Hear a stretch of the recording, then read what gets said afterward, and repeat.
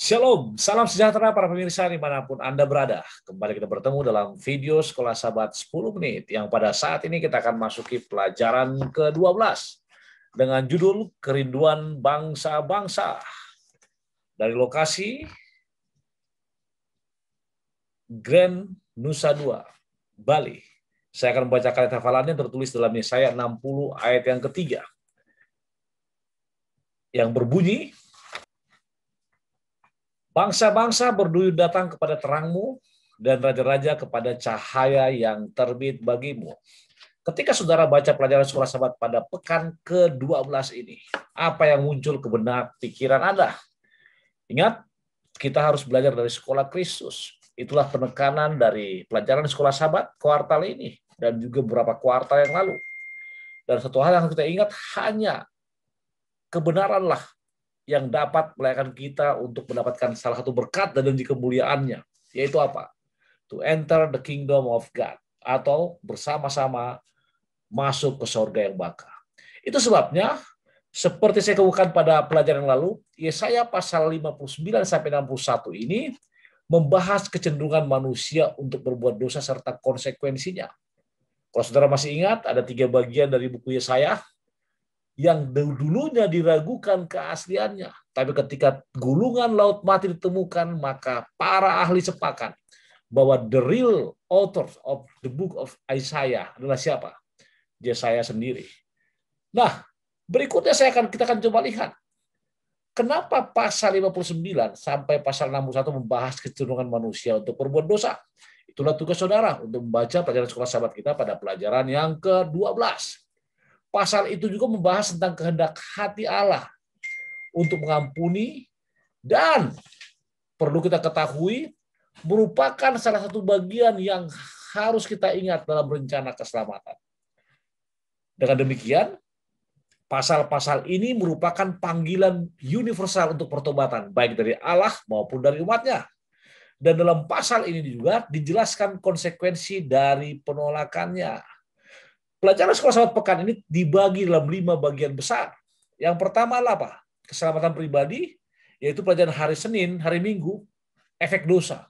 Lalu pelajaran hari Senin, pengampunan yang ditawarkan, atau dalam Sekolah Sahabat Anda dikatakan, siapa yang diampuni. Hari Selasa, seruan yang universal, atau pekerjaan orang-orang ditebus. Hari Rabu adalah tahun rahmat Tuhan. Dan hari Kamis membahas mengenai hari pembalasan Allah. Sekarang kita akan fokus untuk waktu yang singkat ini kepada pelajaran kita. Ketika saudara buka pelajaran hari Minggu, efek dosa, maka Yesaya pasal 59 dari ayat yang kedua menulis demikian. Tetapi yang merupakan pemisah antara kamu dan Allahmu ialah segala kejahatanmu, dan yang membuat dia menyembunyikan diri terhadap kamu sehingga ia tidak mendengar ialah segala apa? Dosamu. Wow, luar biasa saudaraku. Pemisah. Apa arti pemisah? Yang menjadi tembok. Apalagi yang membuat kita tidak berhubungan atau apa? Terputus koneksi kita apa? Kita punya kejahatan dan dosa-dosa. Itu sebabnya saya dengan tegas mengatakan, mengapa itu terjadi? Yesaya pasal 58 ayat 3 mengatakan, karena engkau tidak memperhatikannya. Dan mengapa engkau tidak mengindahkannya? Tanggapan Allah adalah pasal 59 ayat pertama. Dikatakan, sesungguhnya tangan Tuhan tidak kurang panjang untuk menyelamatkan dan mendengarkan, atau pendengarannya tidak kurang tajam untuk mendengar. Masalahnya bukan di Tuhan itu, saudara, tapi masalahnya di apa? Di kita manusia. Dalam konteks saya kepada bangsa apa? Bangsa Yehuda, bangsa apa? Bangsa Israel, turunan dari bangsa Israel. Yang apa? Yang melawan Allah. Kemudian ketika saudara lebih kritis sedikit, maka ayat yang kedua menjelaskan bahwa masalahnya bukanlah Allah, tapi manusia. Dosa memisahkan manusia dari Allah, dan tanggapan manusia terhadap pemisahan ini adalah melarikan diri dari Allah. Salah satu sifat kita manusia, when we are facing the problem, ketika kita menghadapi masalah, instead of kita menghadapi masalah tersebut, kita melarikan diri dari masalah tersebut. Nah, itu terlihat di Taman Eden. Saudara ingat ketika Tuhan mengatakan, di manakah engkau? Adam, Adam, di manakah engkau? Gantinya dia datang kepada Tuhan mengatakan, Tuhan, saya mohon maaf, saya salah. Dia bersembunyi. Saudara-saudaraku, ini merupakan satu pelajaran yang boleh jadi hanya merupakan bagian dari ayat Alkitab. Tapi dalam realita hidup, kehidupan sehari-hari, ini sering menjadi pilihan kita. Memisahkan diri dari Allah, Allah salah satu sifat dan karakter manusia. Itu sebabnya pelajaran sekolah sahabat mengatakan, jika kita terus menyerah pada dosa dan kita tidak ingin datang kepada Allah, yaitu ketika kita mendiamkan suara Roh Kudus, maka akan ada penghalang yang tidak dapat dilewati antara Tuhan dan kita. Luar biasa. Apa? Jangan menyerah pada dosa. Tell the truth. Katakan yang sebenarnya. Dalam bahasa Greka, aletheia. Artinya apa? Tell the truth. Ucapkan yang sebenarnya. Matius 5:37 mengatakan apa? Jika ya, katakannya, dan jika tidak, katakan tidak. Itu hari Minggu, hari Selasa, Senin.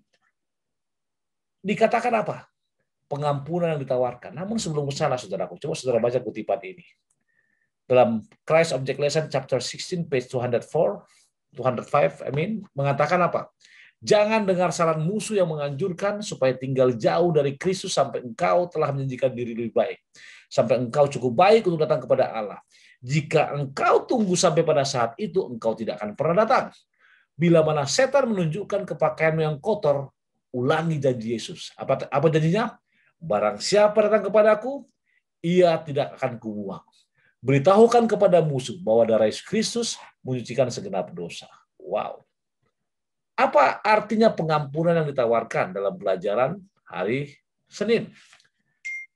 Yesaya 59:20 mengatakan begini, dan ia akan datang sebagai penebus untuk Sion dan untuk orang-orang Yakub yang bertobat dari pemberontakan. Demikianlah firman Tuhan. Apa dikatakan? He will come. Dia akan datang sebagai apa? As a personal savior. Sebagai apa? Juru selamat. Sebagai apa? Penebus untuk Sion. Nah, masalahnya adalah apa?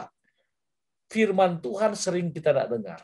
Berbicara mengenai penebusan, para pemirsa, saya ingin katakan apa inti penebusan. Pertama, jika harus berhenti berbuat dosa untuk selamanya, maka kita akan menghadapi masalah serius karena tidak ada yang berbuat baik seorang pun tidak. Roma 3:12.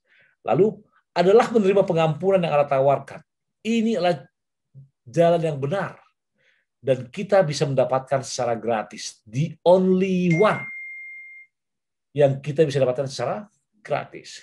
Lalu apa yang dimaksud dengan bertobat dari pemberontakannya? Ingat, pertobatan adalah apa? Berbalik 180 derajat. Intinya, keinginan untuk meninggalkan dosa diperlukan untuk pertobatan sejati. Iman di mana kita diselamatkan, dimanifestasikan melalui perbuatan kita. Nah, satu kutipan pendukung dalam selected messages pertama, chapter 62, page 398 mengatakan begini. Kasih karunia adalah rahmat yang tidak selayaknya diterima. Dan orang percaya dibenarkan tanpa kebaikannya sendiri. Tanpa klaim apapun untuk dipersembahkan kepada Tuhan. Dia dibenarkan melalui penebusan yang ada dalam Kristus Yesus yang berdiri di pelataran surga. Sebagai pengganti dan jaminan orang berdosa. Iman bekerja oleh kasih dan memurnikan jiwa. Iman bertunas dan berkembang dan menghasilkan panen yang berharga. Di mana ada iman, perbuatan-perbuatan baik akan muncul. Lalu apa pekerjaan orang yang ditebus? Yesaya 63 mengatakan apa? Bangsa-bangsa berduri datang kepada terangmu dan raja-raja kepada cahaya yang terbit bagimu. Mereka yang telah menerima tentang penebusan harus memantulkan terang dan menerangi dunia bersamanya. Contoh, Nuh adalah pemberita kebenaran pada dunia purba. Lalu apa? Perjanjian Allah dengan Abraham termasuk suatu berkat bagi semua bangsa. Apalagi? Yesus menugaskan eklesia atau gereja untuk menyebarkan Injil sampai ke ujung bumi. Dan Allah menjanjikan yang berikut ini kepada setiap orang yang menerima penebusan. Apa itu? Bagimu matahari tidak lagi menjadi penerang pada siang hari. Dan cahaya bulan tidak lagi memberi terang pada malam hari. Tetapi Tuhan akan menjadi penerang abadi bagimu dan Allahmu akan menjadi keagunganmu. Itulah pekerjaan orang yang ditebus. Itu sebabnya Ellen G. White mengatakan dalam bukunya The Upward Look, May 8, dikatakan demikian. Merupakan hak istimewa kita untuk membuka hati kita dan membiarkan juru selamat masuk. Marilah kita memuji Dia karena terang kehadirannya. Marilah kita membawa sinar matahari kasih-Nya di wajah kita dan membawa ke dalam perkataan kita. Kemudian sukacitanya akan ada dalam kita dan sukacita kita akan menjadi penuh.